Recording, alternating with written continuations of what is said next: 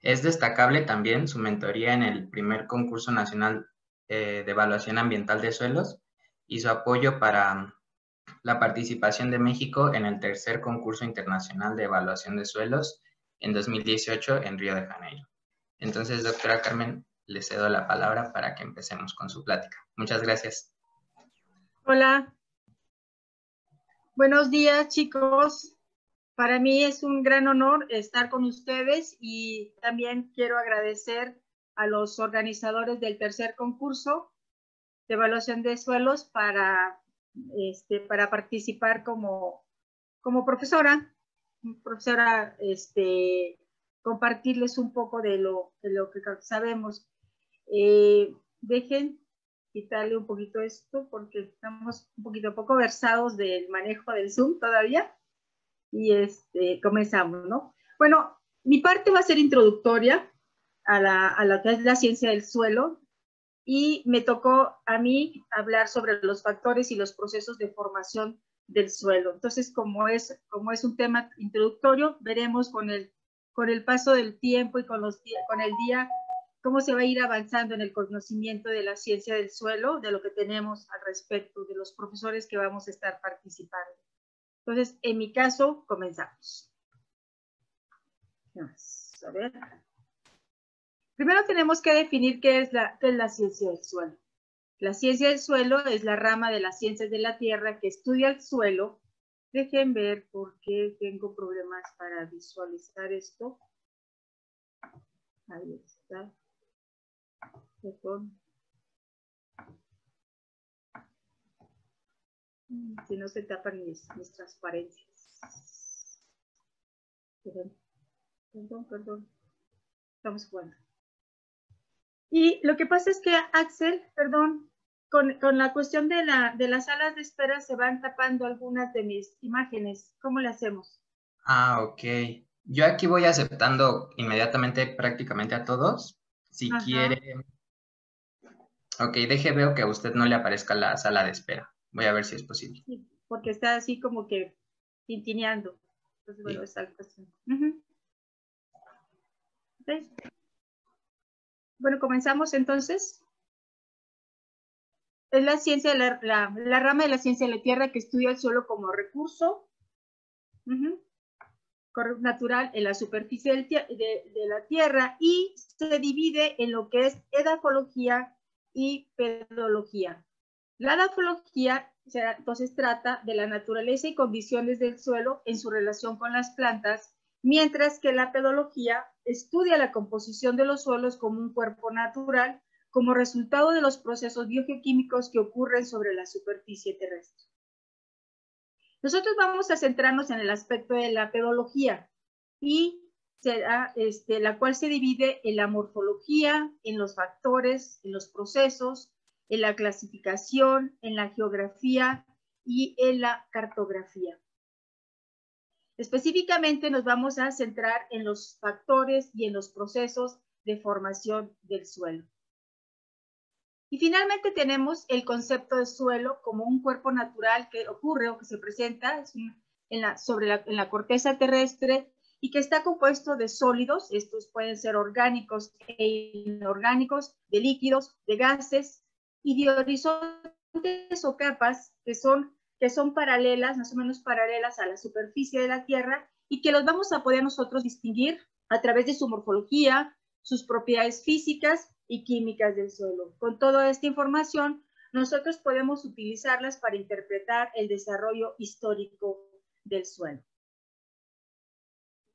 Para iniciar nuestra conferencia sobre los factores de formación, tenemos que hacer un poco de historia de cómo se fueron generando estos conceptos. Como sabemos, la ciencia del suelo, los estudios de la ciencia del suelo empiezan en el siglo XIX, pero un poquito más hacia el inicio había dos grupos importantes, que era el grupo de los agroquímicos, el objetivo que ellos tenían era mejorar las condiciones del suelo para la producción agrícola, y teníamos también a los agrogeólogos, que estudiaban al suelo directamente en el campo.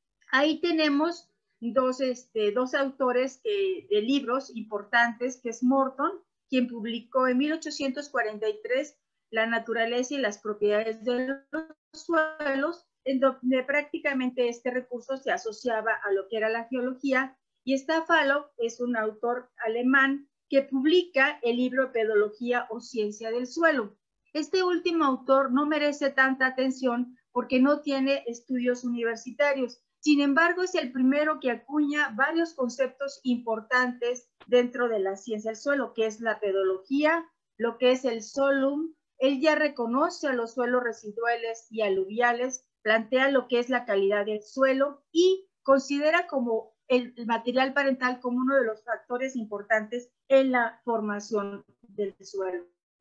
Sin embargo, es hasta que cambia el paradigma en el estudio del suelo cuando realmente inicia la ciencia. Dokuchayev es el padre de nuestra disciplina, un científico ruso que plantea por primera vez que el suelo es un cuerpo natural totalmente aparte de los aspectos de geología.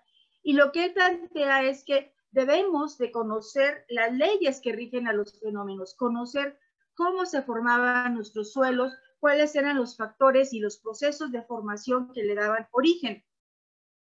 Dokuchayev es un científico que viaja muchísimo a través de todo el territorio ruso, conoce muy bien todo el sitio, pero además es un excelente observador del paisaje y recolecta muchísima información, muchísimos datos, lo cual a él le permite visualizar cómo la temperatura y la vegetación, bueno, cómo es el clima y la vegetación, van cambiando en gradientes verticales y horizontales de una manera ordenada. De tal manera que si nosotros lo apreciamos, se van formando grandes franjas de suelos, de acuerdo a cómo va cambiando la temperatura y cómo va modificándose la vegetación.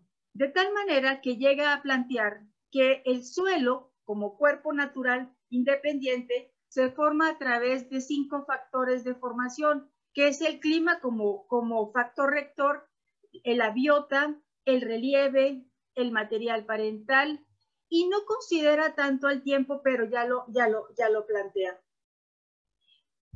Dokuchayev tiene varios discípulos, pero 2 de ellos son los más importantes, que es Sivертsev y Glinka. Y ya como una escuela rusa de edafología, ellos plantean la ley de zonalidad, en donde, les decía, el clima y la vegetación son muy importantes en la distribución de los suelos a nivel global y formulan que estos se pueden dividir en 3. Los suelos zonales, que son los suelos maduros y donde el clima y la vegetación son muy importantes. Los suelos intrazonales, es el material parental y el relieve, los factores decisivos para la formación de los suelos, y aquellos suelos azonales o suelos inmaduros donde todavía reflejan la influencia del material parental. Y nosotros podemos ver que esta distribución de los suelos es a nivel global a través de grandes franjas de suelos con diferentes características, como se puede ver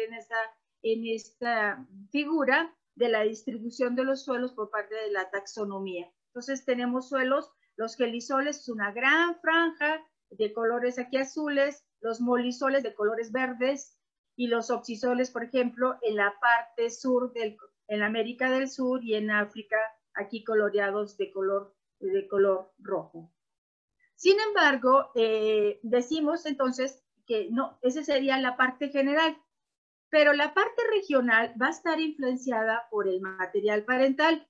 Y aquí nosotros podemos utilizar esta figura donde se relaciona los tipos de rocas del material parental con la precipitación y podemos dar 3 ejemplos solamente. Nosotros podemos tener una roca demasiada silicia con un alto contenido de silicio y en condiciones muy secas se nos van a formar dominantemente arenosoles. Sin embargo, si las condiciones de precipitación se incrementan en un ambiente mucho más húmedo, se pueden formar los podsoles. En contraste tendríamos a las rocas máficas. En las rocas máficas se nos van a desarrollar vertisoles, suelos con características de expansión y contracción en un ambiente muy seco y seco. Y pudiéramos tener a las acumulaciones de sales, tanto de carbonatos, de yeso o de sales, desarrollados en prácticamente en cualquiera de estas rocas, a excepción de las ultramáficas, pero donde la condición climática será decisiva, principalmente se precipitarán en un ambiente muy seco. También tenemos la influencia de la topografía, pero eso va a ser a nivel de paisaje, y ellos ya plantearon el término catena. Y nosotros podemos tener diferentes gradientes altitudinales con el mismo material parental. Sin embargo, la topografía va a ir distribuyendo las partículas y nos va a ir formando, si tuviéramos una roca, la parte de la cumbre, estas se van a ir, los materiales se van, la roca se va a ir intemperizando, se van a ir arrastrando por las lluvias y formar sedimentos, o bien moviéndose a través de la gravedad y de tener depósitos coluviales, después tener sedimentos coluviales en lo que es la base de las laderas, y al final el arrastre de las partículas a través de los ríos nos formará sedimentos aluviales, o inclusive puede llegar a formar sedimentos lacustres. Un ejemplo también de cómo el relieve afecta a la vegetación lo podemos ver en lo que es en el caso de nuestro país. Si nos venimos, por ejemplo, de Veracruz a la Ciudad de México, nosotros tenemos que el relieve está afectando los tipos de vegetación y también los tipos de suelos que se van formando. Los vientos del Golfo arrastran una gran cantidad de humedad, la cual se deposita o se frena en una parte de la montaña que se llaman suelos zonas de niebla, y ahí se permite la formación de diferentes suelos un poco más evolucionados. Sin embargo, nosotros estos vientos, ya al perder su humedad, ya pasando la montaña y llegar al altiplano, entonces tenemos suelos con una fuerte acumulación ya de sales. Entonces, esto sería regional. Sin embargo, ¿qué pasa con estos factores? Que es algo que se criticaba, que decían que eso no siempre se permitía, porque en Rusia, inclusive parte de Estados Unidos, la ley de zonalidad está muy bien expresada. Pero si nosotros nos vamos a la República Mexicana, pues nos encontramos que el clima es muy variado, tenemos una gran cantidad de climas, tenemos una variedad importantísima de vegetación, porque somos un país mega diverso, tenemos una gran complejidad de materiales parentales, y sobre todo tenemos un relieve que es altamente complejo. Entonces, nosotros se vuelve mucho más difícil aplicar la ley de zonalidad aquí, porque el relieve va a estar modificando prácticamente los procesos de formación. Se va a hacer mucho más complicado en el caso del material parental, porque en nuestro país podemos tener cambios de material parental en distancias extremadamente cortas, y por lo tanto somos también un país megadiverso en términos de suelos.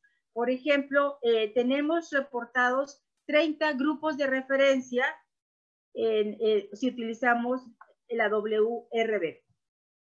Entonces, y si nos enfocamos o nos centráramos solamente al estado de Oaxaca, se han reportado 18 grupos de referencia, que es uno de los sitios mucho más complejos que tenemos en términos de diversidad de suelos.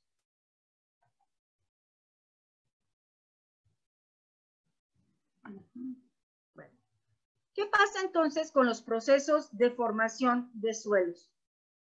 ¿Cómo está la parte histórica? Bueno, cuando ellos comienzan a darse cuenta de que es importante conocer los procesos, o qué es lo que ellos están, ya como cuerpo natural, se tiene que conocer cómo funciona este suelo, qué le está dando origen. Entonces, empiezan a plantear o a diferenciar lo que son los suelos residuales, los suelos autóctonos, o los suelos que son transportados, los suelos alóctonos. Y plantean dos procesos importantes de formación del suelo, que es la eluviación, como la la capa o el horizonte del suelo, en donde hay una remoción del material, le pone y le designan como un horizonte A, y tenemos el proceso de iluviación, o en la zona donde se van a acumular los materiales, y lo designan como un horizonte B. Posteriormente tenemos el material parental, que sería el C. Conforme se fue avanzando en el conocimiento de los suelos, cada vez fueron planteando diferentes procesos de formación. Ya para 1938 se planteaban 7 procesos dominantes, que era la poxolización, laterización, gleización, calcificación, salinización, solonización y solodización. Para 1960 ya se habían reportado 10 procesos elementales, y todavía fue mucho más la división fue mucho más fuerte, o mucho más grande. Rozanov en 1983 plantea 70 procesos agrupados en 9 categorías. Todos estos procesos iban permitiendo conocer con mucho más detalle los suelos, de tal manera que Gerasimov, que se mueven todos, en 1975 menciona que la clasificación de los suelos debe ser genética, donde los factores de formación como la base, después los procesos que se dan en estos suelos relacionados con las propiedades.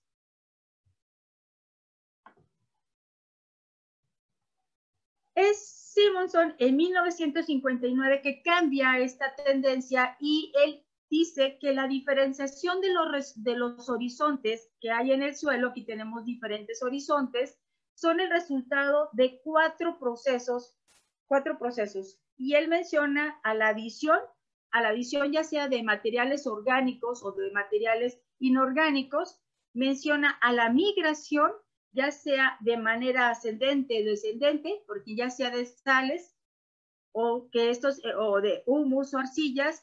Está el siguiente proceso, que sería las transformaciones de esta materia orgánica, pero ahora en humus, o bien del intemperismo, la meteorización de los minerales primarios que nos den arcillas y óxidos, etcétera. Y el cuarto sería las pérdidas, ya sea por erosión o por lavado y suspensión.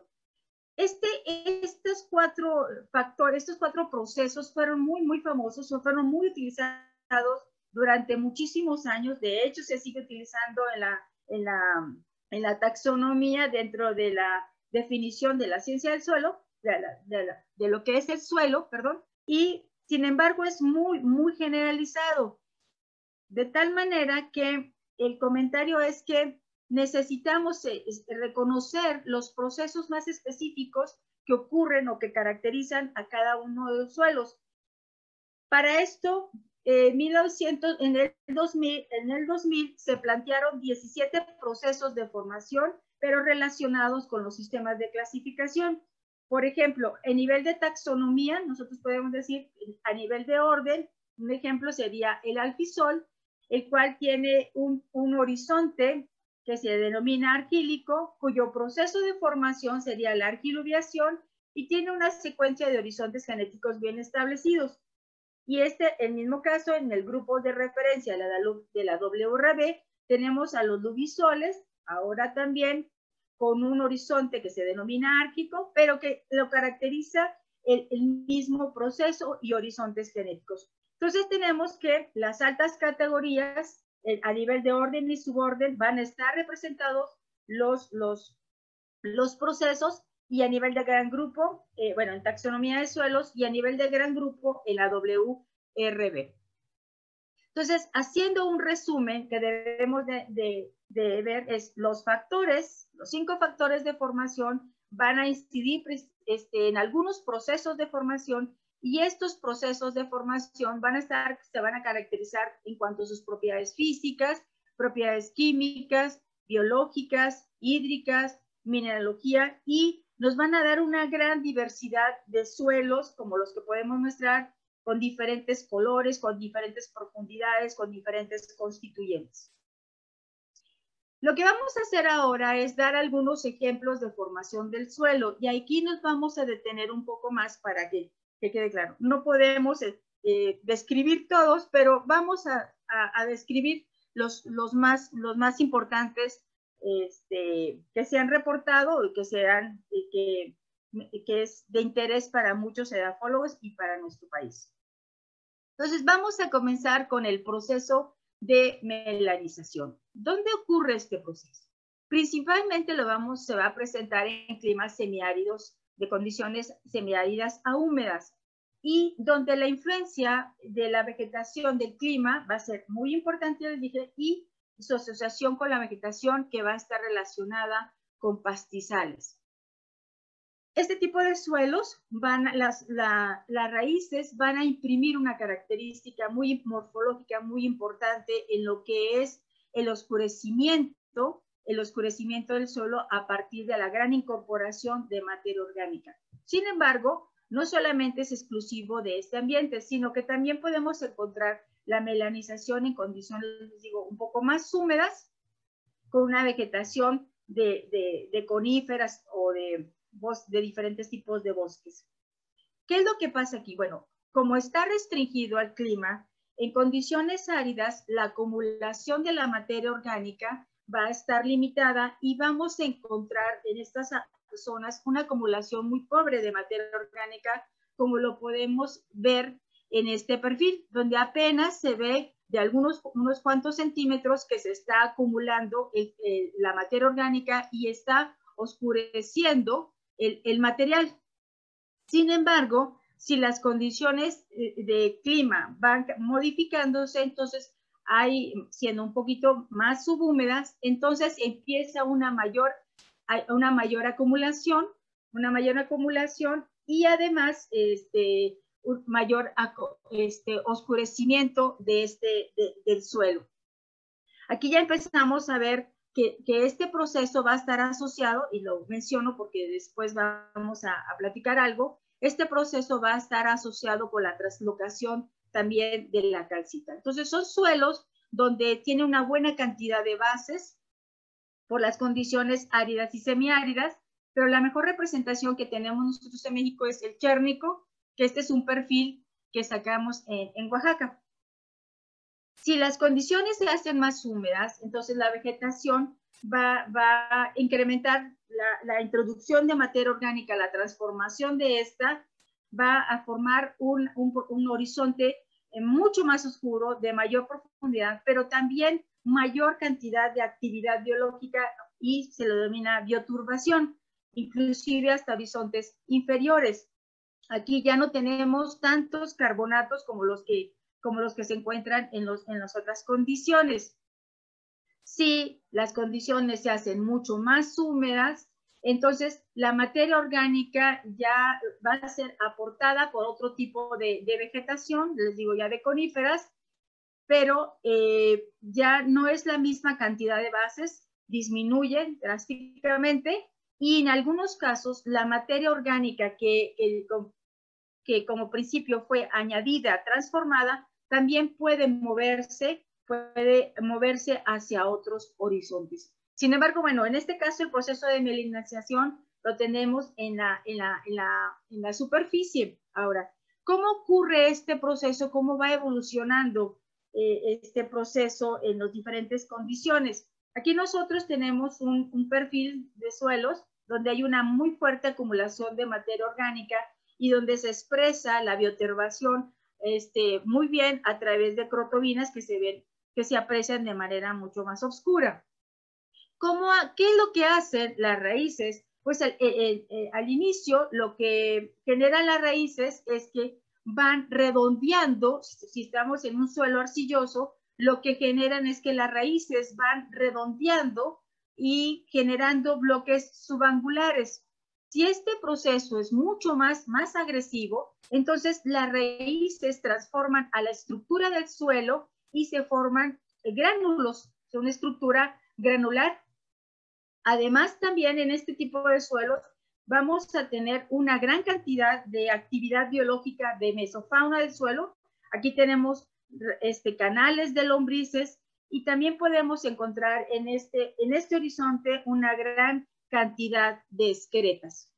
Entonces, se va a ir oscureciendo poco a poco, pero también se va a ir transformando las propiedades del suelo. En este caso enfatizamos a la estructura. Si el proceso continúa, se hace mucho más agresivo en cuanto a actividad biológica, la estructura se hace migajosa, una estructura mucho más suave, más mullida, pero también muchísimo más oscura, y se vuelve mucho más activo ya en un ambiente más forestal la actividad de los hongos. Aquí tenemos una gran cantidad de raíces, de hongos e inclusive de bacterias. Aquí podemos ver un agregado que está rodeado por abundantes hifas.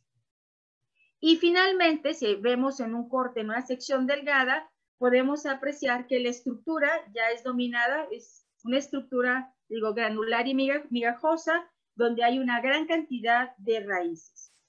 Todo este proceso, ¿cuáles son las propiedades que se van a modificar? Bueno, vamos a incrementar el contenido de la materia orgánica, el color se va a ir haciendo cada vez más oscuro, va a modificar la humedad del suelo porque vamos a tener ahora no solamente macroporos en este sistema, sino una gran cantidad de microporos que van a ayudar al almacenamiento del agua. La estructura, como ya dijimos, se va modificando y por lo tanto también en todo este sistema la densidad aparente se hace mucho menor. El siguiente proceso que vamos a ver es el proceso de arquiluviación. En este proceso, aquí, ¿cuáles van a ser los factores? Necesitamos una condición mucho más húmeda, pero que también tenga estaciones secas. Y también va a estar relacionado con una vegetación más de coníferas, más de bosque, un poquito más de bosque. Y requerimos muchísimo más tiempo en su formación. ¿Qué es lo que pasa acá? Primero, vamos a tener dos procesos. Del horizonte eluvial, las arcillas van a entrar en suspensión y se van a depositar de manera mecánica en el horizonte eluvial y nos van a formar un horizonte genético caracterizado como un BT. Todo este proceso inicia, necesitamos que se intemperice el material, se meteoricen los minerales primarios, nos formen arcillas y que estas arcillas o que existen en el sistema puedan moverse a través del perfil del suelo y nos formen estos rasgos que son revestimientos arcillosos. Estos son microfotografías donde podemos ver cómo las arcillas se van moviendo, y se van depositando en el sistema poroso. En los poros, estos serían poros y estos serían diferentes laminaciones de la arcilla, y llega un momento en que llega una gran acumulación de este tipo de materiales. ¿Qué es lo que pasa? ¿Cómo sucede esto? ¿Cómo se da la suspensión? En primer lugar, para que esto ocurra, necesitamos una vegetación que cubra el suelo, y de tal manera que frene el impacto de las gotas de lluvia. Cuando llueve y pasa a través de la vegetación, lo que está originando es frenar este impacto y va humedeciendo lentamente al suelo.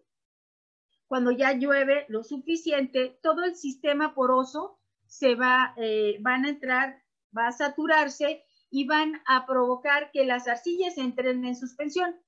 Pero no puede formarse este proceso tan fácilmente. Por ejemplo, es importante el pH. El pH debe ser menor de 6.5. Para que las arcillas puedan entrar en suspensión también no debe de haber agentes cementantes.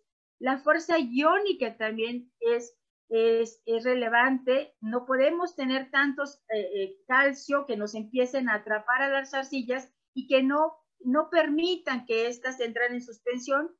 Necesitamos además procesos de humedecimientos y secados y un sistema poroso que permita que el flujo del agua se vaya fluyendo, que tenga un buen drenaje el suelo.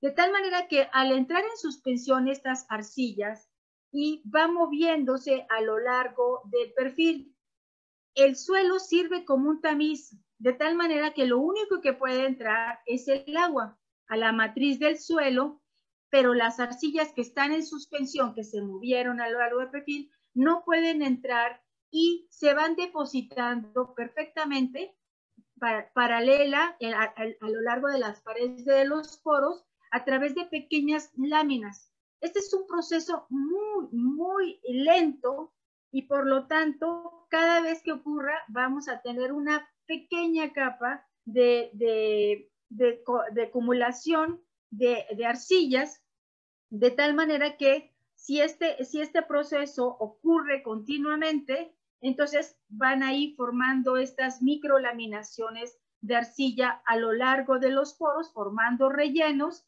y finalmente, revestimientos, y finalmente puede rellenar el sistema.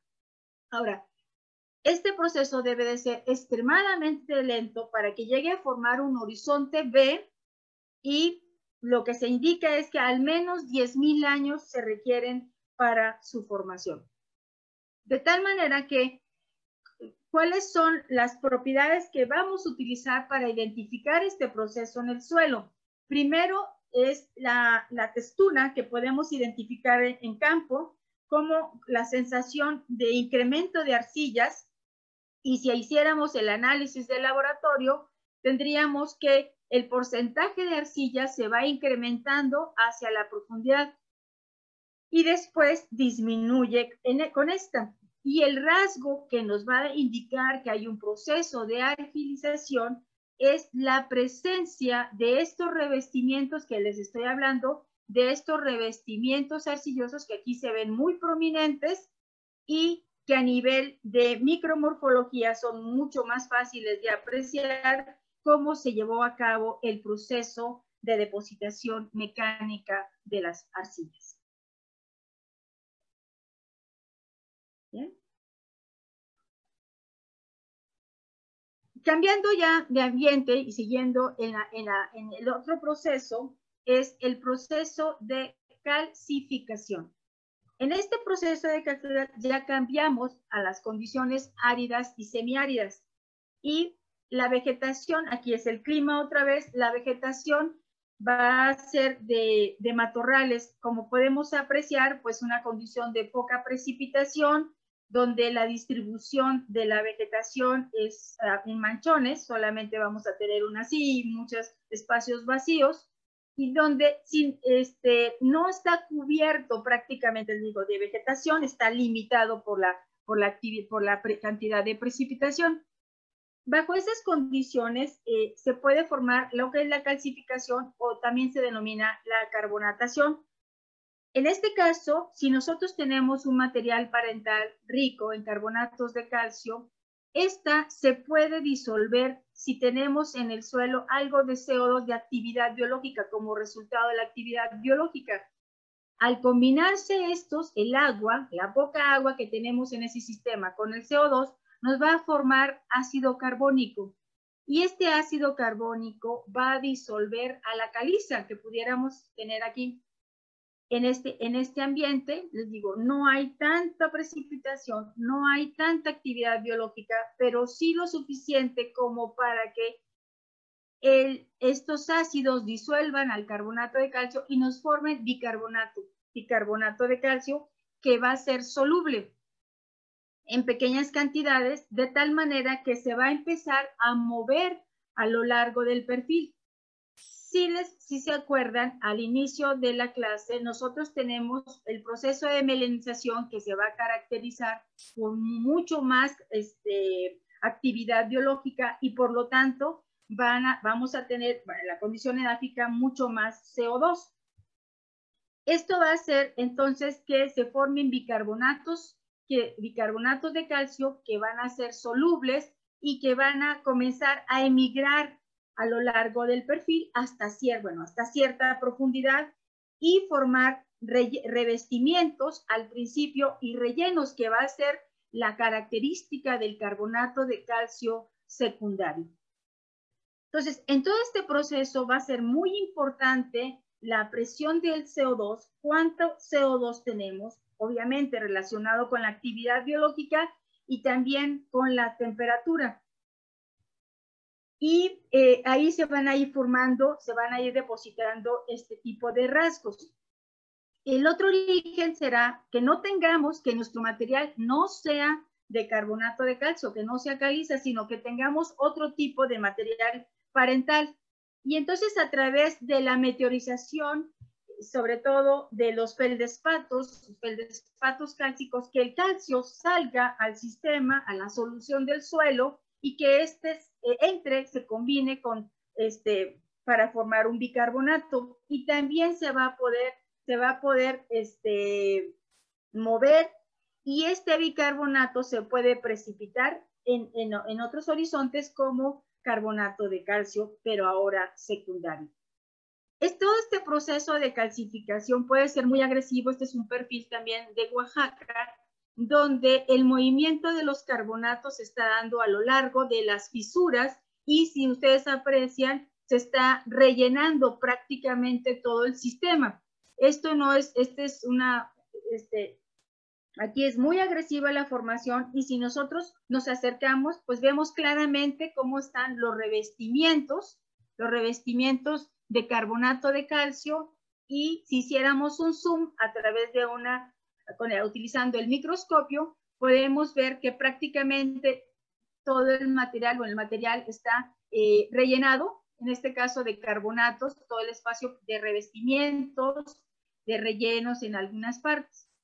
Cuando el proceso es mucho más agresivo, aquí podemos acercarnos, donde ya está rellenando prácticamente todo el carbonato, y hacer el zoom, vemos cómo el carbonato se fue depositando primero como revestimientos, y van formando pequeñas laminaciones hasta, les digo, sellar prácticamente todo el sistema poroso. Entonces, ¿qué es lo que nosotros necesitamos en este caso? Bueno, evaluar el contenido de carbonato de calcio. Igual tiene que ir incrementándose con la profundidad del suelo, pero además debemos de garantizar o de apreciar que efectivamente estemos trabajando con carbonatos de calcio secundarios, es decir, que hubo un proceso de disolución. Vamos a pensar, de la caliza hay un proceso de disolución, y que este proceso de disolución permitió el flujo o el movimiento de una solución de suelos cargada con bicarbonatos, y que estos se fueron depositando a lo largo del sistema poroso y a mayor profundidad del suelo. Si no tenemos este rasgo, no podemos decir que tenemos una acumulación o la formación de un horizonte ya pedogenético. Se los menciono porque la determinación del carbonato de calcio se hace con ácido clorhídrico, y muchas veces me ha tocado ver que la simple reacción del suelo al ácido, ya pensamos que tenemos un proceso pedogenético, cuando en realidad pues la caliza va a tener la misma reacción, la caliza primaria, la caliza va a tener la misma reacción al ácido que un revestimiento. Entonces, tengamos cuidado cuando se dé ya el rasgo o el proceso pedogenético. El siguiente, quedándonos en un ambiente árido, el siguiente proceso es la gipsificación. Es la acumulación ahora de yeso. Aquí nosotros necesitamos condiciones mucho más áridas y semiáridas. Necesitamos menos cantidad de humedad. ¿Por qué? A diferencia, por ejemplo, en el caso del carbonato, que la disolución va a ser originada por ácidos, en este caso la disolución puede ser causada por humedad, simplemente por agua. Y va a limitar todavía más el desarrollo de la vegetación. Vamos a tener una plantita y muchas áreas desprovistas de vegetación. De tal manera que nosotros, aunque en esos ambientes hay muy poca agua, necesitamos realmente revisar que el proceso de disolución, porque muchos de estos vienen de evaporitas, que el proceso de disolución de estas evaporitas se dé a cabo y nos llegue a formar yeso secundario. Aquí les muestro esta acumulación de yeso, que tiene una forma lenticular, es muy grande, de varios centímetros, y cómo se van formando estos rasgos en el suelo. ¿Qué es lo que sucede? ¿Cómo podemos interpretar este proceso? Primero, aquí hay podemos analizar este perfil, cuáles son los procesos que se van a estar dando. Dijimos que estamos en un ambiente árido, más árido, donde la evaporación es muy, muy intensa. De tal manera que eso va a hacer que ahí va a haber una migración de la humedad del suelo hacia la superficie, un ascenso capilar, y se van a depositar pequeños cristales de yeso. Aquí vemos que están los agregados, y precipitación de cristales de yeso en la superficie. Si nosotros hacemos un zoom, podemos apreciar no solamente que agregados que están formados por estos cristales lenticulares que son característicos del yeso.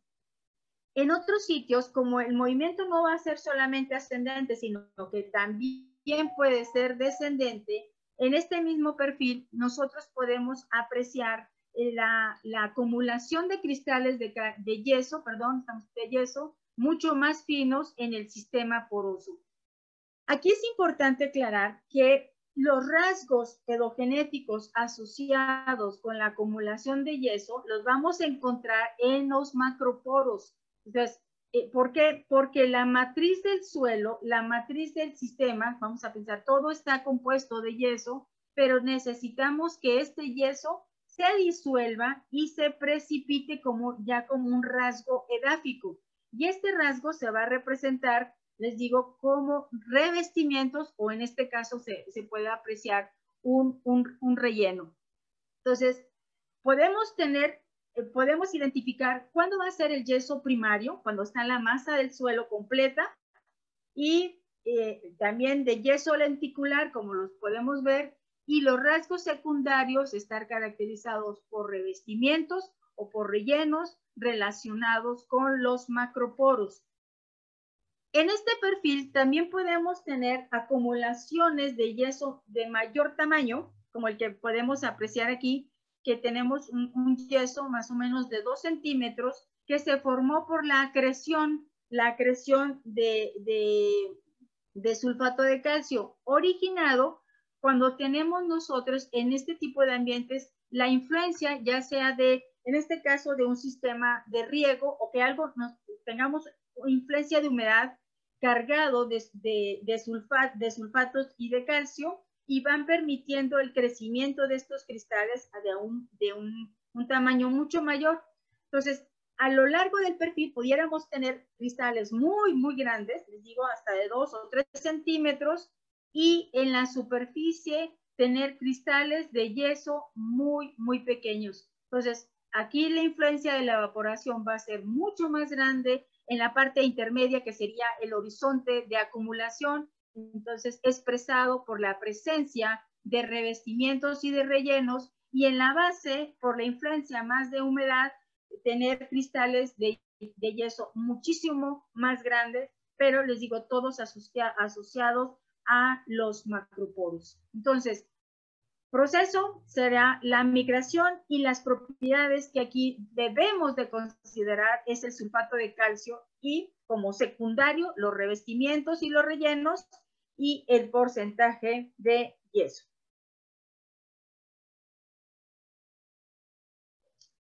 Entonces, no sé, tenemos ahora, finalmente, vamos a analizar el proceso de andosolitización.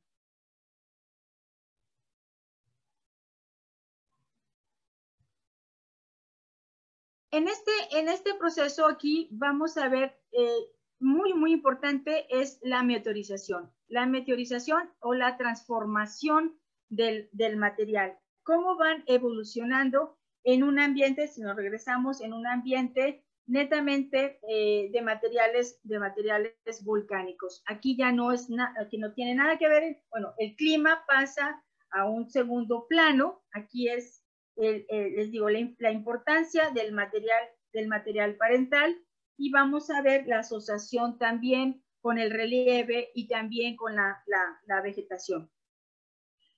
¿Cómo ocurre este proceso? Sabemos nosotros que en estos ambientes se pueden presentar una fuerte acumulación de cenizas volcánicas.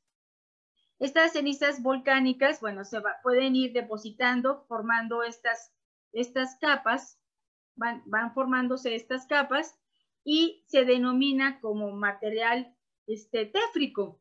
Pueden ser algunas grandes acumulaciones de estas capas o menores acumulaciones de menor espesor. La pregunta es, ¿qué es lo que ocurre para que este material téfrico empiece a meteorizarse y evolucionar y formar horizontes ya con colores más oscuros, ir modificando su estructura, ya formar en sí un suelo, y como estos, pero dominancia de vidrio volcánico todavía, porque es una de las características del material téfrico, tiene muchos vidrios volcánicos, muchos minerales que van a ser fácilmente intemperizables, y estos materiales, les digo, van a ir desarrollando diferentes horizontes en estos materiales, e inclusive al ir intemperizándose se van a ir oscureciendo, van a ir oscureciéndose hasta finalmente formar un suelo donde ya asociemos la materia orgánica, una gran cantidad de materia orgánica, con los materiales que le dan origen a estos suelos, materiales que se les denomina amorfos. ¿Cómo está este proceso? Y ahorita regresamos a esta imagen. ¿Qué es lo que sucede? Nosotros tenemos que en una erupción volcánica, tenemos una gran cantidad de vidrios volcánicos, pueden ser de naturaleza ácida o básica, y estos vidrios volcánicos, la característica pues son fácilmente intemperizables. Entonces, el proceso de meteorización va a ser muy rápido en estos suelos, de tal manera que si nosotros analizamos, aquí tenemos materiales primarios y estos se van a ir intemperizando de manera pelicular. Aquí tenemos un material, un piroclasto que se está intemperizando, y al intemperizarse va a ir formando materiales secundarios, pero este proceso es muy, muy rápido. Si este proceso continúa, va a ir dando de forma concéntrica, como aquí lo podemos apreciar, va a transformar a estas partículas completamente, pero van a conservar su forma, la forma del piroclasto. Sin embargo, podemos apreciar, les digo, la secuencia de meteorización pelicular que se va dando en estos sistemas. Y finalmente, cambiar prácticamente todo el suelo. ¿Qué es lo que ocurre en todo este proceso? Bueno, es tan rápido, y este tipo de meteorización, de la formación de materiales secundarios, que también se les denomina materiales de rango corto, porque no son cristalinos. Y entonces se nos van a formar, si nosotros hiciéramos un análisis de rayos X, pues veríamos todos este tipo de bandas anchas, difusas, aunque tenemos algunas, nos puede dar información de qué tipo de material o de mineral secundario de rango corto se nos está formando. Entonces, la característica de ellos, pues, nos van a formar lo que es la imobolita, y nos va a formar alofano, y también ferridrita y ópalo. La característica de ellos es que en su composición tienen agua, o sea, están moléculas de agua en estos materiales, pero además, como les decimos, son amorfos, de tal manera que no tienen una estructura, es decir, no tienen una estructura cristalina. Si nosotros analizamos entonces de estos materiales y hiciéramos un zoom de lo que es la imobolita, que en este caso se ven como fibras, esta imobolita no solamente va a ser porosa internamente, sino externamente. Y esto genera que el material se vaya prácticamente esponjando, se incrementa el sistema poroso, y es una de las características de ellos. Entonces, de tener un material compacto, de un tipo de poros más de empaquetamiento, se le llama empaquetamiento simple, bueno, se va incrementando el espacio poroso, y por lo tanto también va disminuyendo la densidad aparente.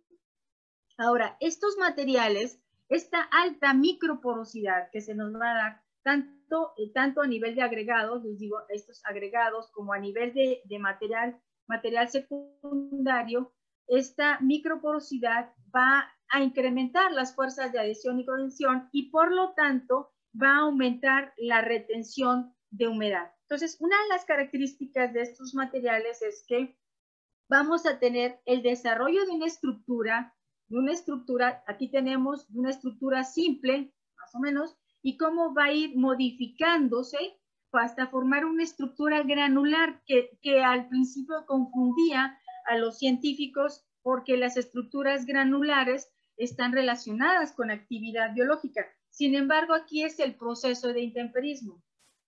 Y finalmente, la participación ya de la combinación de estos materiales amorfos con la materia orgánica va a transformar todavía más el sistema poroso. ¿Estamos más o menos? Y de tal manera que si nosotros analizamos las propiedades de estos, de cómo es posible que todo este sistema, estas cenizas que tenemos aquí, cenizas volcánicas con una buena cantidad de vidrios, cómo se van intemperizando, cambiando la estructura del suelo y vamos a, no sé si alguien está, ¿sí? Van cambiando y transformando la estructura del suelo. Entonces, ¿qué es lo que pasa aquí? Bueno, entonces, ¿cómo vamos a ver? Si nosotros viéramos como de desarrollo de un horizonte, tendríamos primero un material, vamos a iniciar con un material donde domina el vidrio volcánico, no se requiere mucho de vidrio volcánico para su formación, un 5%, y la meteorización de este material me va a generar que desaparezca. Este vidrio, como ya les dije, es muy fácilmente intemperizable y por lo tanto su desarrollo va a desaparecer. La siguiente, como les dije, está la densidad aparente. Y dentro de la densidad aparente, pues aquí tendríamos arriba de uno de una densidad aparente, y conforme este proceso va avanzando y se van incrementando el sistema poroso, se va esponjando, entonces la densidad aparente va a disminuir en este sistema. Inclusive, les digo, debe de ser menor de 0.9. Otra de las características que también debemos de considerar, porque este es un sistema donde la mineralogía y las propiedades químicas son muy importantes, entonces otra cosa que debemos de considerar es que la retención de fosfatos se va a incrementar conforme se empiecen a formar materiales secundarios, estos materiales secundarios, y van a generar cargas. Estas cargas van a estar relacionadas con el pH. Si este pH con el paso del tiempo se hace mucho más ácido, entonces va a tener mucho más capacidad de retener fosfatos, de tal manera que cuando este material se intemperice mucho más, entonces su retención de fosfatos va a ser mucho más alta. Y por lo tanto también es importante que identifiquemos la cantidad de amorfos o de aluminio y de hierro, debemos de considerarlos para ver qué tantos materiales amorfos se nos están formando. En un horizonte o una acumulación primaria, pues prácticamente la relación entre el aluminio y el hierro es muy baja, la tenemos muy baja, y esta se va incrementando conforme se meteoriza el material, que sería en esta fase. En esta última fase, ahora empieza la incorporación de la materia orgánica, como vimos en las primeras imágenes, y ya se empiezan a formar material organominerales, les digo, una estructura todavía ya la participación de la actividad biológica combinada con los materiales, entonces lo que hace es incrementar el contenido de carbono orgánico y el suelo cada vez va a ser mucho más oscuro, sí, dependiendo del tipo de vegetación. De tal manera que si regresamos al sistema, entonces tenemos las tefras que son depositadas por actividad volcánica y pueden ser diferentes tipos de depósitos que se van a comenzar a meteorizar y van a empezar a formar diferentes horizontes, van haciendo mucho más oscuros, más pardos oscuros, hasta pardos muy oscuros, como en este caso sería un material ándico, y finalmente la incorporación ya mucho más importante de la materia orgánica, la acidificación que va a originar, y entonces tenemos ya un epipedón melánico mucho más oscuro, mucho más profundo. Entonces, yo me fui muy rápido, estoy viendo que tenemos una hora, podemos seguir platicando de esto. Aquí lo que les muestro es son mosaicos de materiales donde tenemos materiales orgánicos, es un mosaico de secciones delgadas, integradas por 91 imágenes, y podemos ver la incorporación de materiales orgánicos, que en este caso están acá abajo, y diferentes depósitos. Y este sería en luz polarizada plana, a nivel de microscopio petrográfico, y en luz polarizada cruzada, que es otro tipo de luz, podemos apreciar la acumulación de los carbonatos, y que tenemos materia orgánica, diferentes acumulaciones de carbonatos de calcio, y finalmente tenemos que es un material compuesto por una gran cantidad también de óxidos, en este caso de goethita. Entonces, sería todo por mi parte.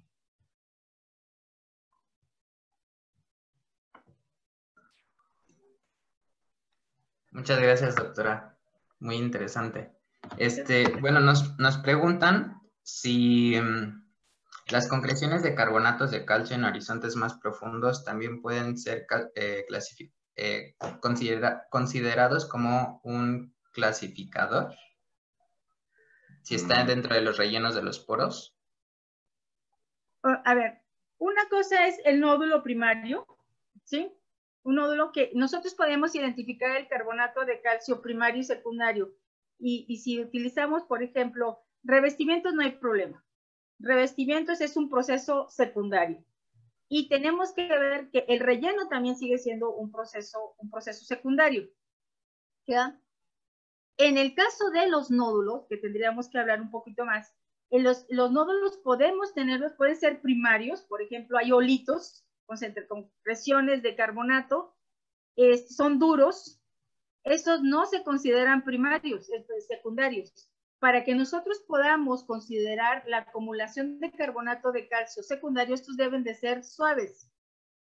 ¿Ya? Entonces, estos nódulos generalmente no son prácticamente amiboidales, los podemos encontrar en la matriz del suelo, son mucho más suaves, y ahí sí podemos considerarlo como una precipitación de carbonato de calcio secundario. Aguas con eso, les digo, no lo utilicen tanto como un indicador de proceso secundario. Lo que sí tienen que realmente garantizar es que este proceso, miren, por ejemplo, en esta lámina nosotros aquí tenemos ya los rellenos, tenemos una matriz de carbonato, si se fijan, pero tenemos, y que nos va a reaccionar al ácido, pero también tenemos la presencia de estos rellenos de carbonato, que ya es un indicador de proceso secundario.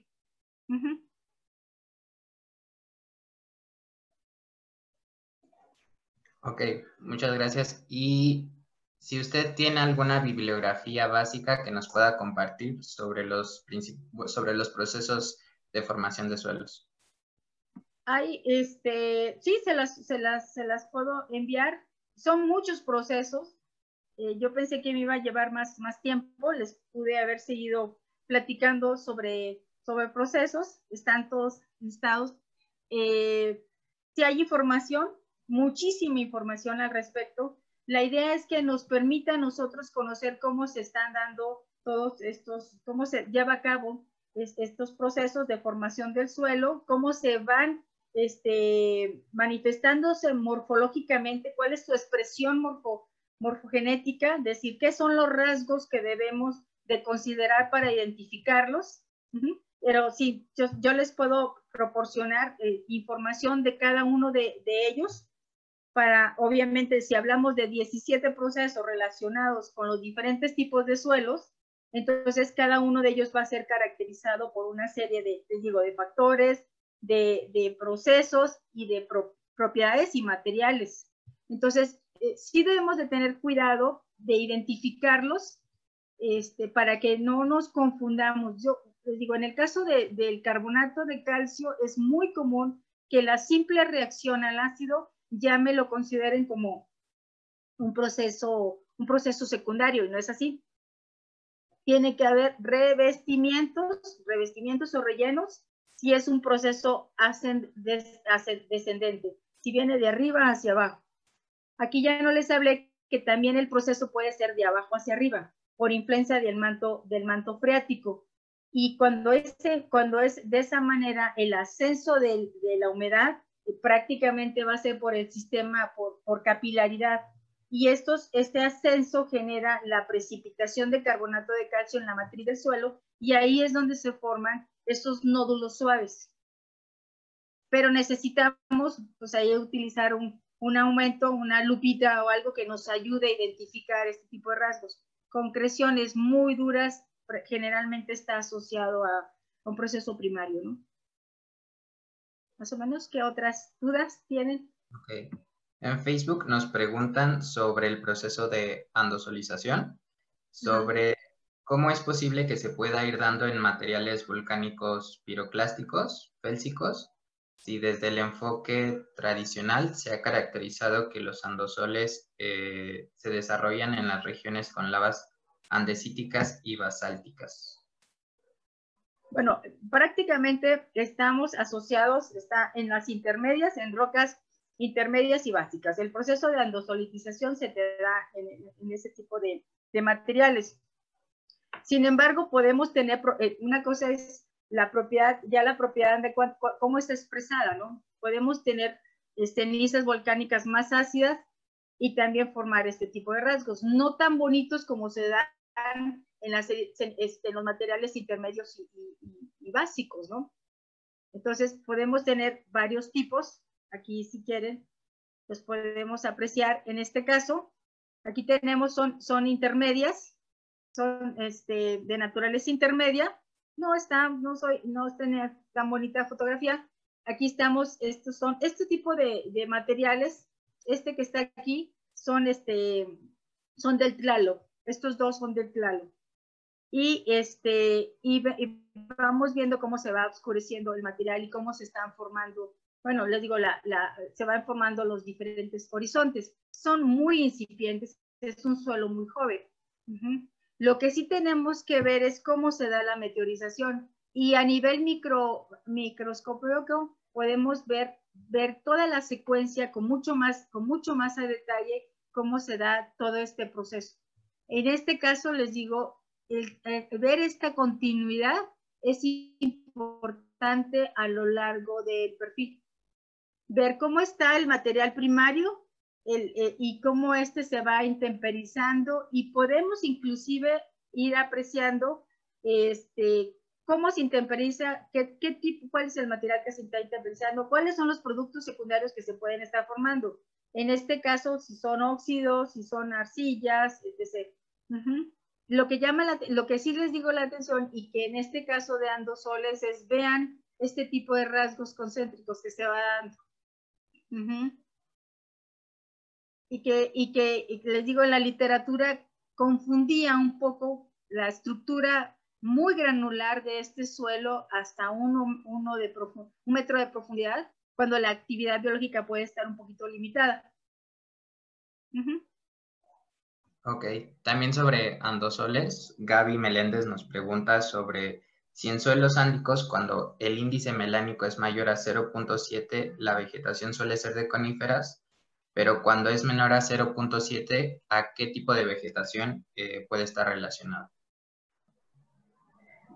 Aquí en el caso del sistema estamos hablando ya de una vegetación, puede ser de coníferas o de pastizales. Dependiendo del tipo de ácido que nos va a generar. Para eso se dice, entonces la relación de ácidos fúlvicos y melánicos, yúmicos, perdón, son las relaciones. Entonces, debemos ahí de considerar si es una vegetación de pastizal o si es una vegetación de coníferas. Ok. Obviamente, ahora lo va a hacer más oscuro. ¿Mande? No, sí, perdón. Ok. Bueno, ahora sobre suelos de manglar, ¿qué procesos predominan en estos tipos de suelos? Tengo transparencia. Si tenemos tiempo, les puedo pasar. Si Sí, quieren. y ahora casi, 25 minutos. Bueno, denme la oportunidad y ahorita se los transmito. ¿Ya?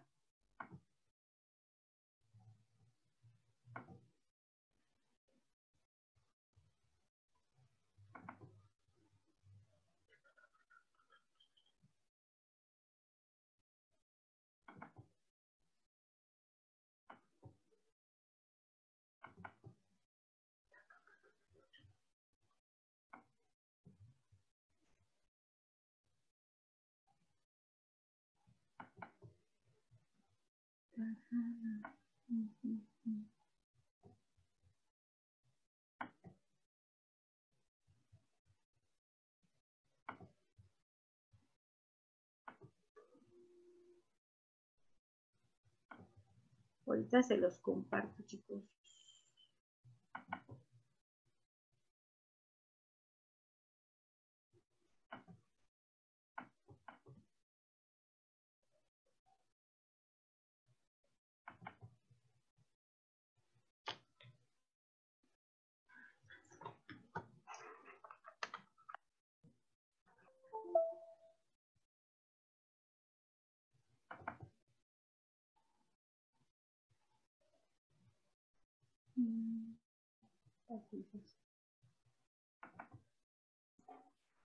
Bueno, aprovecho este momento para comentarles que terminando la plática de la doctora Carmen, perdón, tendremos 10 minutos de receso y seguimos con la siguiente plática, pero eso hasta dentro de 25 minutos. Órale.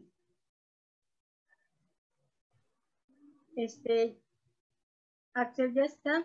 ¿Me das chance de compartir? Sí. ¿Ya están? No, todavía no se ve. Regreso a la reunión, ¿no? ¿Ya se ve? No, todavía no. A ver. Ah, usted ya se ve. Yo me veo, pero mi presentación ¿se ve? No. No, todavía no. Me parece que ya está compartiendo. Ok, pues vamos a ver este proceso, ¿no?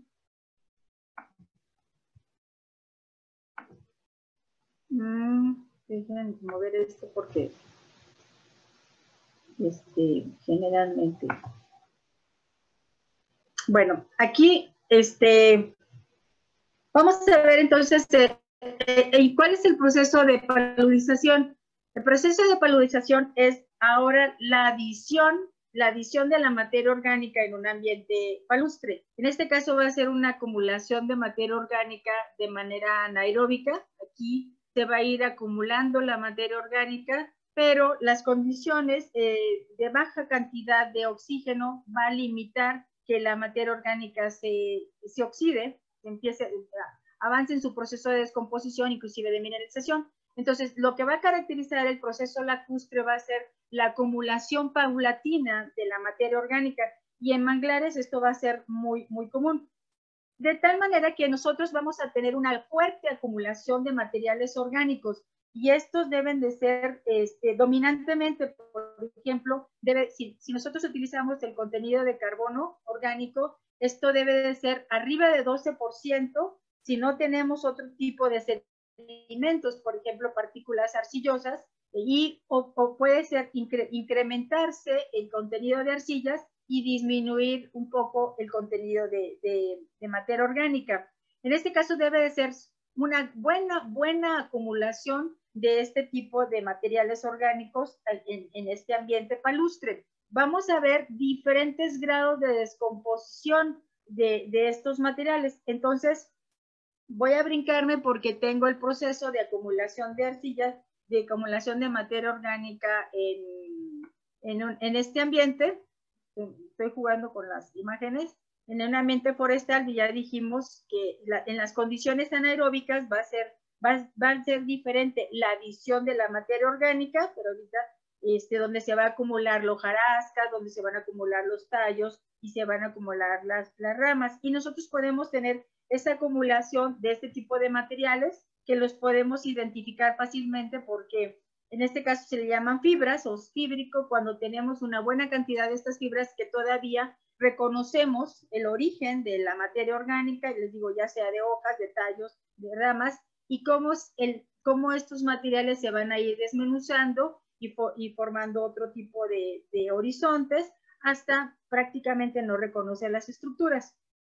Les digo, esta no es la pregunta que me están haciendo, entonces me voy a ir al ambiente anaeróbico.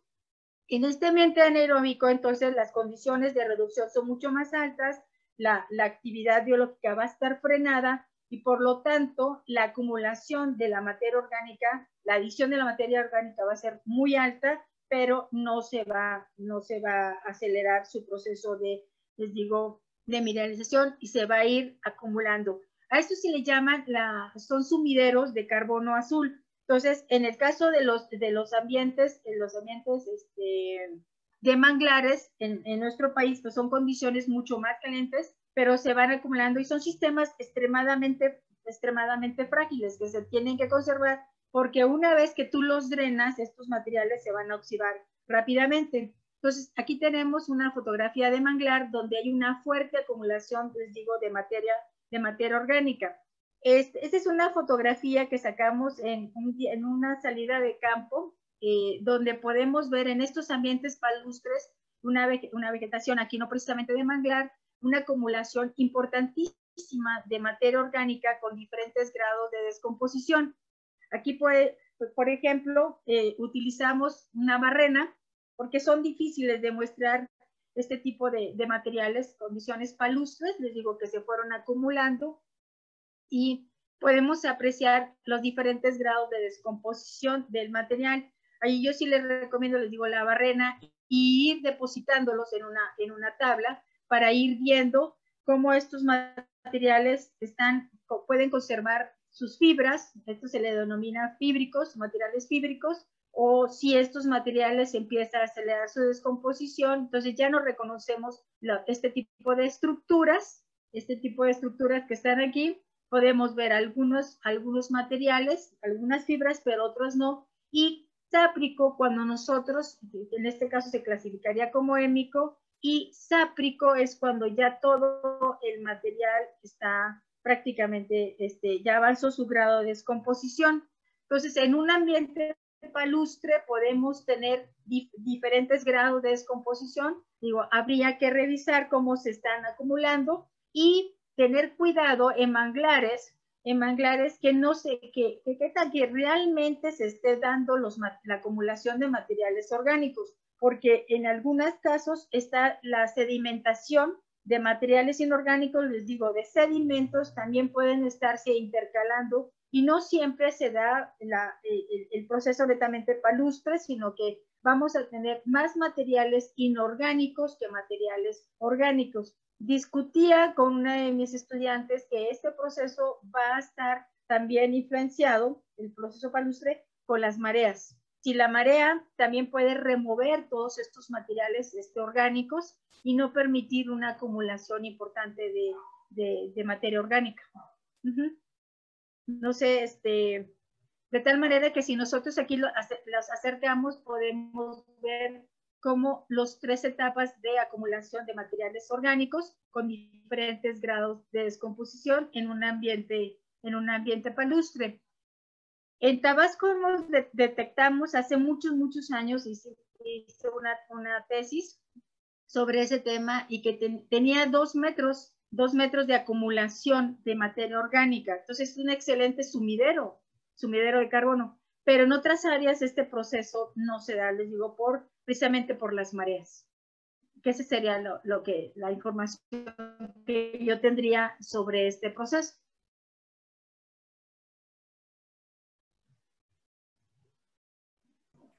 Ok, muchas gracias. También sobre suelos de manglar nos preguntan que...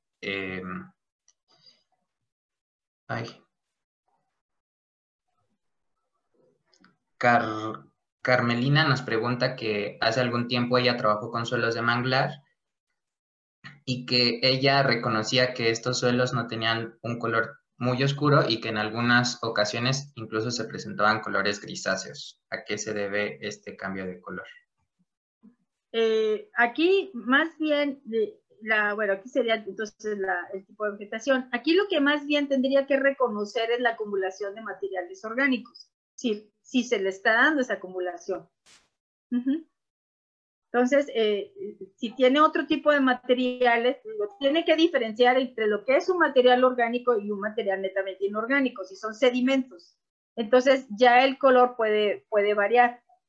En este caso son muy, muy oscuros.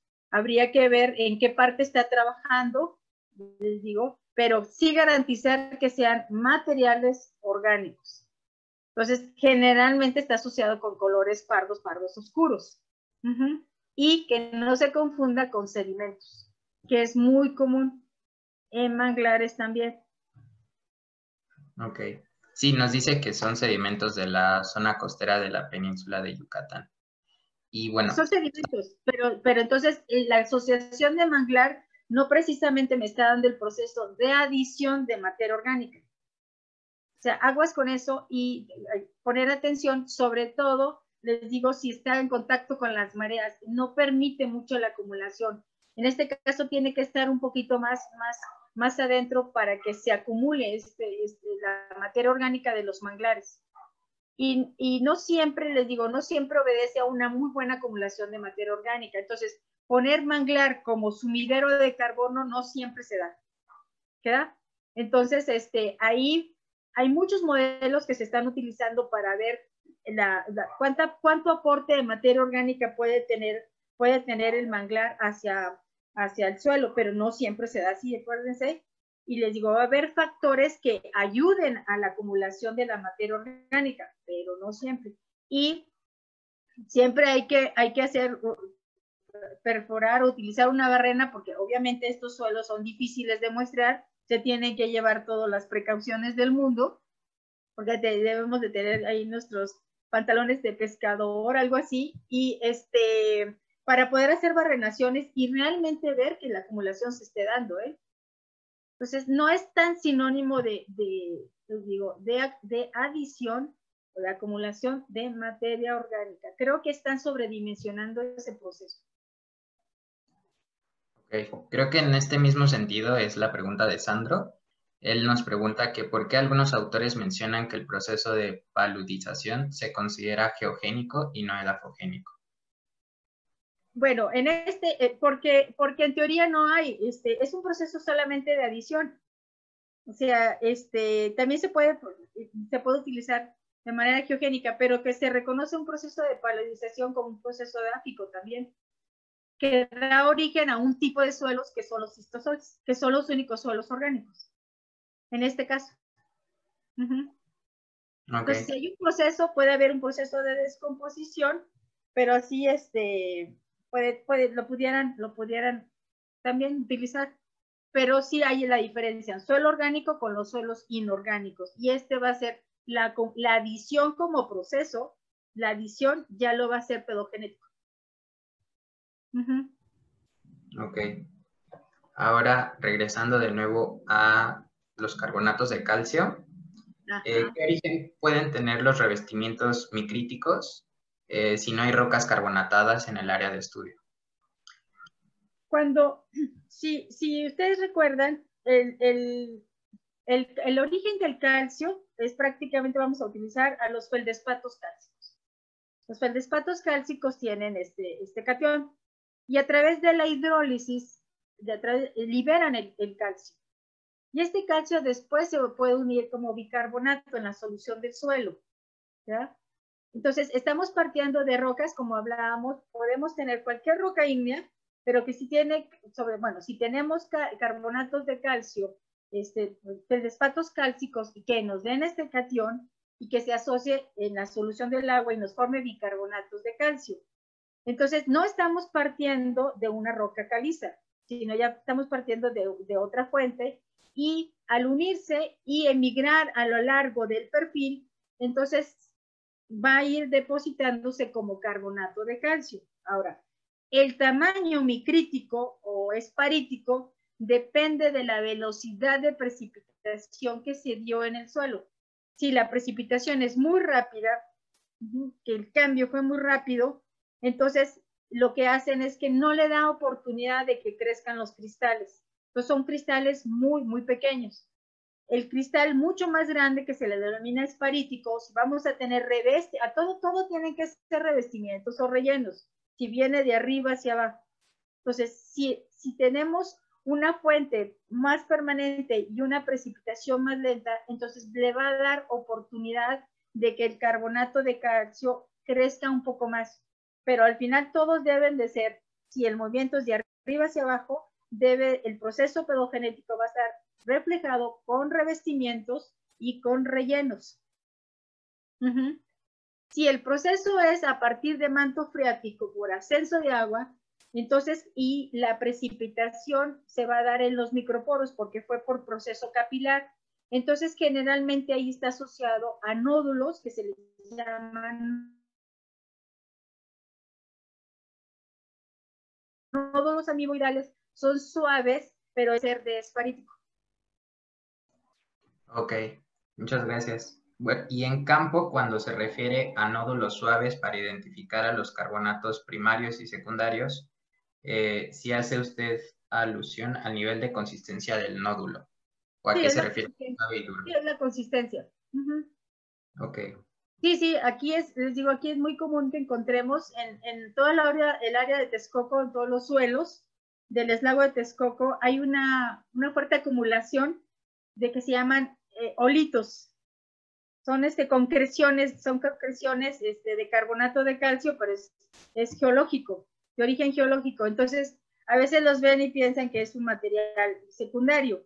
Estos materiales, los solitos, es el resultado, se forman en las orillas de las playas, donde hay más movimiento del agua, hay actividad biológica, y entonces se van formando pequeñas concreciones. Entonces, esos suelos prácticamente explotan al ácido, pero no son procesos, no es un rasgo edáfico, es de origen geológico. Entonces, a veces les digo, debemos de tener mucho cuidado con el rasgo. Y si son muy pequeñitos, pero son mucho más duros. Y los suaves, los nódulos suaves, la consistencia, pues prácticamente los podemos deshacer. Ahora, también hablan de filamentos, de formación de filamentos que son suaves y que también tienen un origen pedogenético. Ahí llévense la lupa, por favor, e identifíquenme esos rasgos para que no se me vayan a confundir y decir que tienen un horizonte cálcico, cuando en realidad están hablando de un material primario, ¿no? Necesitan la disolución y la precipitación a fuerza.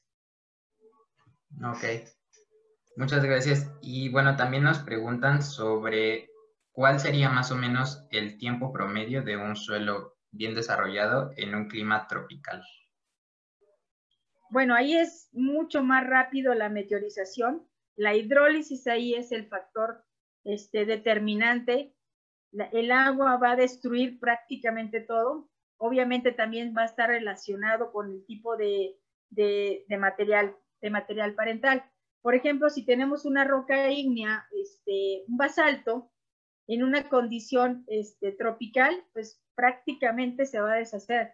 O sea, la meteorización va a ser mucho más rápida porque tiene materiales que se van a intemperizar más rápidamente y nos van a formar también materiales secundarios con mucho mayor velocidad. Hay otros materiales que van a ser más resistentes. Vamos a pensar de una roca granítica en una condición ambiental más tropical, pues va a frenar un poco la hidrólisis. pero es un proceso muy, muy agresivo de destrucción, el proceso de rompimiento por agua de los minerales y la formación de minerales secundarios, ¿no?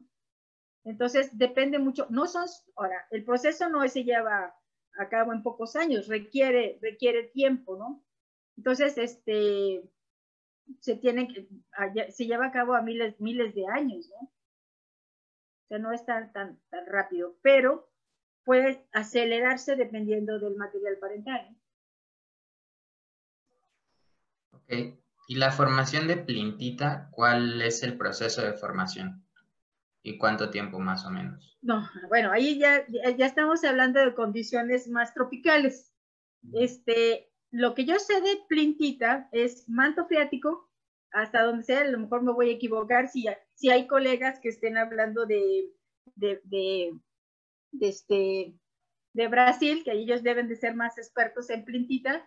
Entonces ahí vamos a tener acumulaciones de hierro, de cuarzo, de cristales de óxidos de hierro, principalmente guetita o hematita, y van haciendo fluctuaciones del manto y van formando concreciones nodulares de este tipo de rasgos. Pero creo que esa pregunta se la deben de hacer a los expertos en plintita, y en las próximas clases, que van a tener profesores que saben muy bien cómo se forman. A nivel de micromorfología, les digo, los he visto como concreciones de óxido de hierro, combinados con cuarzo y combinados con caulinita, que es una arcilla 1:1, y después su endurecimiento a un petroférrico, ¿no?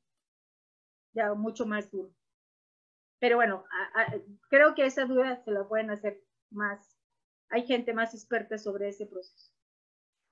Ok, pues creo que ya aclaramos todas las dudas que surgieron aquí en Zoom y en Facebook. ¿Usted quiere añadir algo más? Bueno, aquí lo interesante de todo esto y por qué empecé definiendo qué era la pedología, creo que hay mucha confusión a veces de lo que trata la pedología, ¿no? Donde qué es importante la morfología, qué es importante los factores, los procesos, por qué queremos clasificarlos, por qué queremos saber dónde están a través de la cartografía, y sobre todo también podemos darle uso a esta información, ¿no? ¿Cuál es el mejor para conservar a nuestros suelos, para inclusive rehabilitar áreas? Si conocemos nosotros cómo funcionan, entonces podemos dirigir hacia la formación de suelos, hacia la conservación, hacia la rehabilitación. Les digo, hay confusión prácticamente. Yo estoy asociada a las dos áreas, a la área de edafología y a la área de pedología. Sin embargo, la área de pedología ha sido muy, muy marginada, y me da muchísimo gusto que se den este tipo de cursos, porque, y sobre todo tener tantos estudiantes, porque es un área que, les digo, estuvo marginada, que no se entienden los procesos, que a veces se utilizan algunas propiedades. Por ejemplo, se utiliza el pH o se utiliza el contenido de arcillas, el porcentaje de arcillas, para dar recomendaciones de fertilizantes o de conservación o lo que ustedes quieran, pero no se está entendiendo lo que dijo Kuchayev. Debemos de comprender las leyes que rigen a un fenómeno, y entonces a ese cuerpo importante. Entonces, desde el siglo XIX se han peleado la parte más aplicada con la parte de ciencia básica, y sin embargo, cuando se han unido han hecho grandes avances, ¿no? Entonces, este sería mi comentario, de que me da muchísimo gusto que tengamos tantos estudiantes inscritos en este curso. Es nuevo para nosotros estar hablándonos a una pantalla. Siempre es mejor ver al público, y hasta como uno se siente así como que medio paniqueado, sinceramente. Pero a mí me da mucho gusto que estén participando tanto estudiantes dentro del área de pedología, ¿no? Porque realmente necesitamos conocer al suelo, que no se había estado dando durante muchos años, sobre todo en nuestro país, estuvo marginado. hacía un comentario ayer de que hace muchos años se organizó un congreso de génesis de suelos, un simposio, y la pregunta que me hicieron en ese momento es si había alguien interesado en estos temas aquí en México. Entonces, afortunadamente eso ya cambió, ha estado cambiando, y tenemos jóvenes muy entusiastas dentro de la Sociedad Mexicana de la Ciencia del Suelo, además entusiastas activos, muy activos, que están organizando eventos como este, ¿no? Entonces yo los felicito mucho a los organizadores de este curso, ¿no? Muchas gracias, doctora. Y pues como siempre, nos resolvió muchas dudas y fue mucha luz para poder entender los procesos de formación de suelos. Y bueno, nada más yo la felicito. Aquí todos en el chat la están felicitando. 10 de 10 la clase con la doctora Carmen, y muchas gracias por la clase.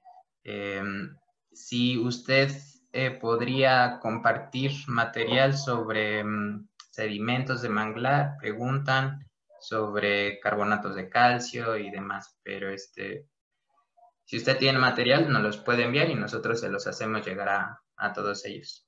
¿Qué tipo de material? ¿Perfiles de suelo, secciones delgadas o qué tipo de material? Pues yo creo tal vez como algún texto sobre general sobre procesos de formación de suelos, el más, quizá el libro de edafología, y se los comparto. Yo les comparto bibliografía, hay un libro sobre solamente factores, ¿eh? Sí. Son factores de formación de suelos, están muy bien explicados cada uno de ellos para chicos más avanzados, que estén mucho más, que quieren entender más cada uno de los procesos, cuáles son las propiedades que se requieren para su identificación. Yo les paso las referencias a los coordinadores para que a ustedes les facilite, y cualquier, les digo, imágenes o demás, pues podemos también compartírselas. Prácticamente traté de utilizar imágenes que nosotros hemos obtenido en todo este tiempo. Se me perdieron muchas fotos, muchas imágenes de todas las salidas de campo, y traté de reunir lo más que pude de perfiles de suelos de diferentes localidades que hemos estudiado, y ser un poco general. Entonces, si les interesa algún proceso en particular, pues se lo dicen a los coordinadores y nosotros con muchísimo gusto se los compartimos, ¿no? De hecho, hasta la presentación se las podemos compartir. Ya nomás reviso algunas cosas que se me fueron y se los podemos proporcionar con mucho gusto. Muy bien. Muchas gracias, doctora. Y pues estamos ya en tiempo para darles a todos 10 minutos de descanso antes de que comience la siguiente plática, que es con la doctora Cibe. Entonces, muchas gracias. Muchas gracias por acompañarnos, y fue un súper inicio del curso. Muchas gracias. Introductorio. Muchas gracias. Hasta luego, chicos.